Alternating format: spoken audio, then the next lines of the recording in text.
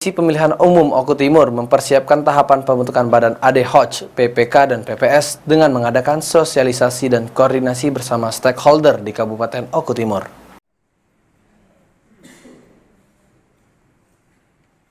Komisi Pemilihan Umum Oku Timur mempersiapkan tahapan pembentukan badan ad hoc yang rencananya bakal berlangsung mulai pertengahan November ini.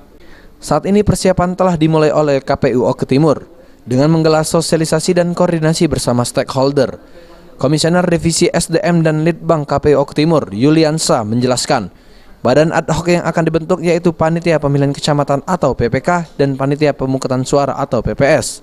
Ini hanya untuk mempertegas agenda-agenda kita ke depan, terutama yang berkaitan dengan pembentukan badan ad hoc, baik PPK, PPS maupun KPPS. Yang kedua, kita akan membahas masalah daerah pemilihan.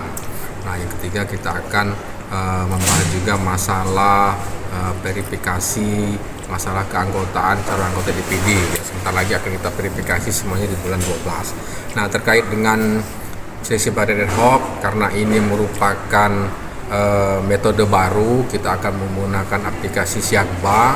Nah, ini perlu kita lakukan sosialisasi, jangan sampai nanti masyarakat gagal paham tentang aplikasi ini kan. Nah, makanya besok kita akan mengadakan sosialisasi mulai besok kan ke masyarakat umum tentang aplikasi Siakba ini, karena semuanya baik PPK maupun PPS, KPPS akan melakukan pendaftaran secara online sekarang ini. Jadi tidak lagi datang ke KPU.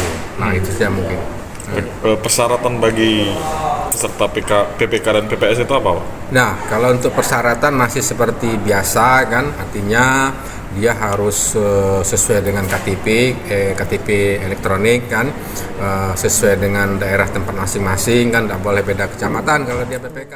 Lebih lanjut, Yuliansa mengungkapkan perekrutan badan ad hoc PPK dan PPS melalui aplikasi Sistem Informasi Anggota KPU dan Badan Ad Hoc atau Siakba, dengan diutamakan usia 17 sampai 55 tahun dan memiliki kesehatan jasmani dan rohani. Aji, PAL TV.